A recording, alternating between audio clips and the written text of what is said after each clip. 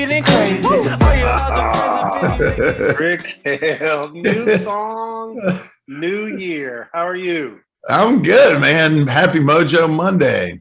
Mojo Monday, and we're going to be spreading the love with Mojo in 2022. So I'm excited about that. And we had to start with a new song. I don't know if we're going to stick with that song all year, but we'll rock some Thai Verdes with the A-OK. I'll be A-OK. It's got a good upbeat vibe. Absolutely. Well, 2022 blows my mind every year. We turn the year and here we go. We want to start with the 5 love languages. That's the series we're going to kick this year off with. And the 5 love languages, Rick, is touch, words of affirmation, quality time, gifts, and acts of service. And we're going to talk to everybody about them in context of business. So all joking aside, touch is not a love language we're going to bring into the business world. So we're going to go with the 4 love languages of business. Yes, sir. Today, we're going to start off with words of affirmation. So, give me your take. How do you explain what words of affirmation is? Well, words of affirmation is basically reminding someone of their greatness or infusing positivity and helping them feel better either about themselves or a goal or their potential, essentially. Absolutely.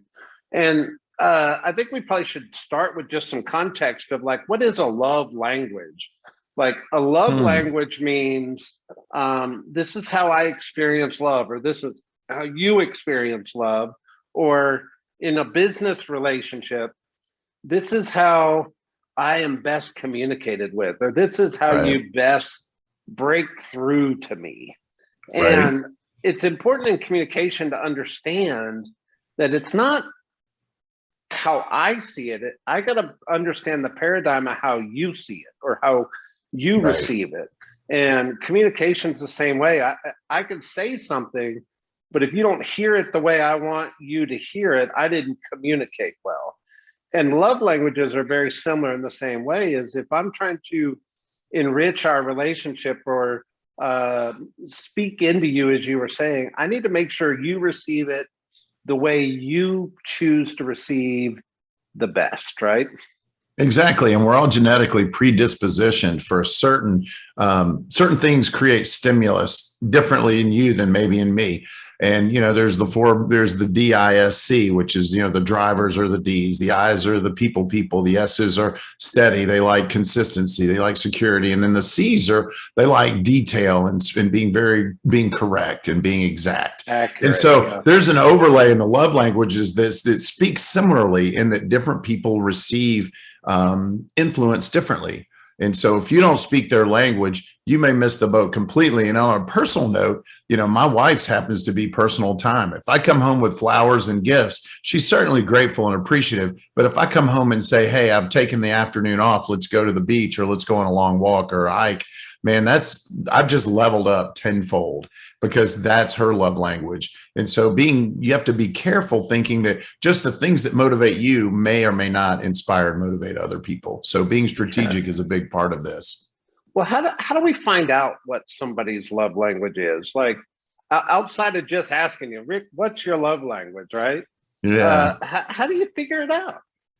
I mean, to some degree, the easiest way is to ask. It's like if you're in a relationship with a business relationship with a couple who are buying or selling a home, and the question is, who's the decision maker? The easiest way to find out is go, hey, when you guys make big decisions, what's your process? How do you come to a consensus? How do you work through the challenge of uncertainty? And let them tell you. I don't know that you will go up to someone and say, hey, what's your love language? But when you send, if you send a gift and you followed up and they got super excited and were super grateful, that might be a clue or a trigger. If you called and just, initiate a conversation and they let the conversation continue and they're inspired by it, maybe, it's quality time. So those are clues along the way, I'd say.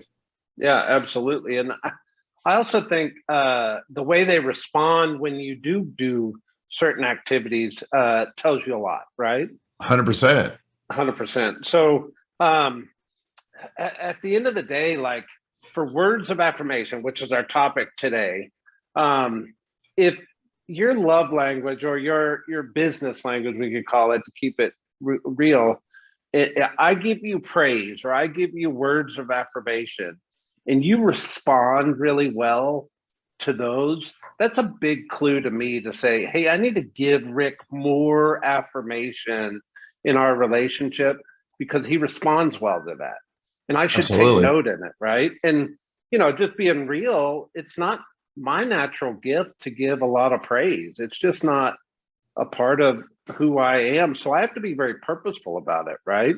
Yeah. And because at the end of the day, it's not how I want to give it, it's how you should receive it, right?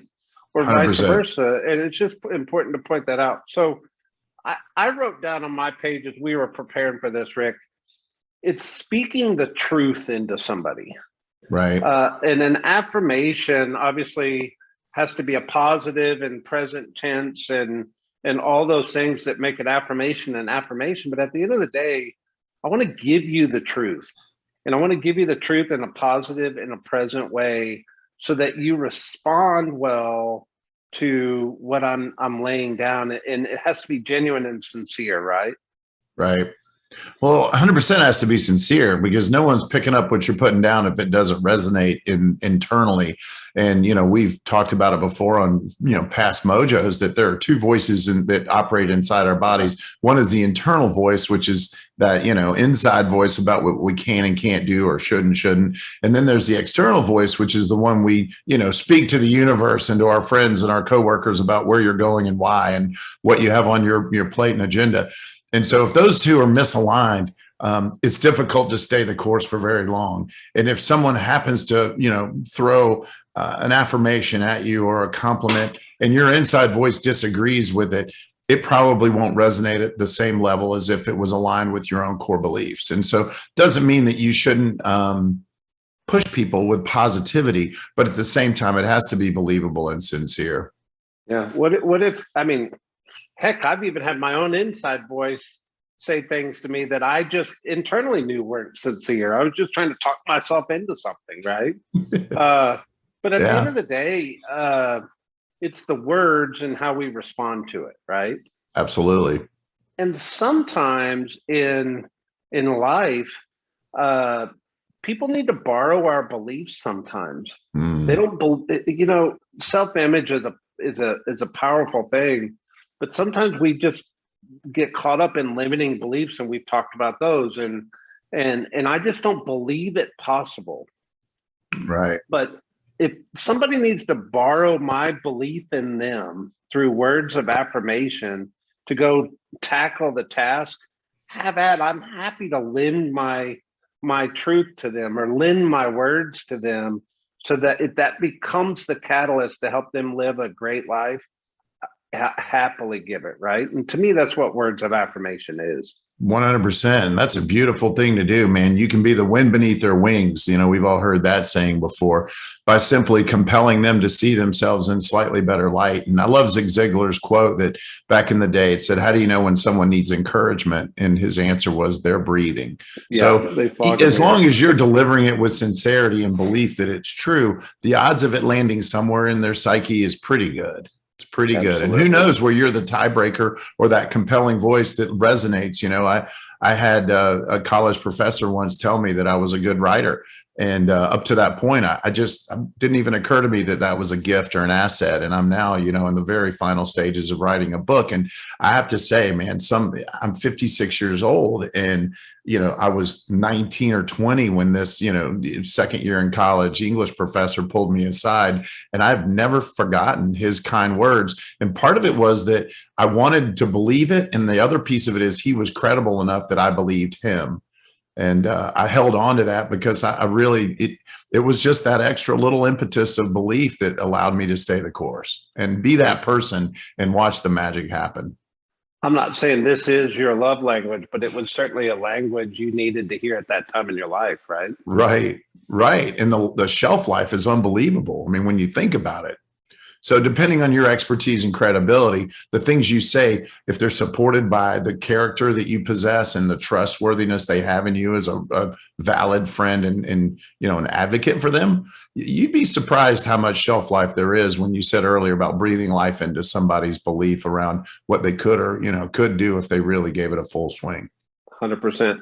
So let's pivot. Let's take this into like strategy and business. Sure. How do you see this being, and strategic kind of maybe gives it a weird connotation, but obviously there's strategy and business. So develop that for me. Well, I think if you're going to be strategic, we all have a finite amount of time and capacity to, we've got things we have to do and things we want to do. And affirmations and building up the people in our spheres of influence and in our community and our families and our friends, man, that's got to be a priority, but it's got to fit into a time block scenario. And then the idea I think that best suits is start with your most influential people first, or your inner circle, and make sure that you've touched all of those folks. And then as time allows and you build more margin throughout the week, lean into the balance of your database or your Rolodex of people that you'd like to impact. Yeah. But that's strategy. I've used the word purposeful, right? Like in business, we don't succeed at high levels just being ad hoc about going about business. We have to have a plan, a strategy, a system, a model, a cadence to how we go about doing our day-to-day, including our relationships. And that doesn't mean it's not sincere or genuine. It just means in order to build a business through relationships, there has to be a system to it, right? And this is a purposeful way of giving words of affirmation to people in your database or people that in your influence, right? Right. And it doesn't mean it's a meme on Instagram. It's more something personalized than that, right? Sure. Well, I think the delivery and the specificity of it is almost as important as the touch itself. So for someone to, again, if you haven't, how about this? I'll pose the question: what if you haven't reached out or touched someone in a year or more? What's the best way to execute a quality touch that feels sincere when you've literally forgotten or left them, out of your strategy for a season? I mean, jokingly, I could send you some fireworks and a Happy New Year on January 1st, and a lot of people probably did that. I think you got some and I got some, right? I did. People I hadn't heard from, I had to think about who they were. But I was on the list. You were on the list. and we are talking about it.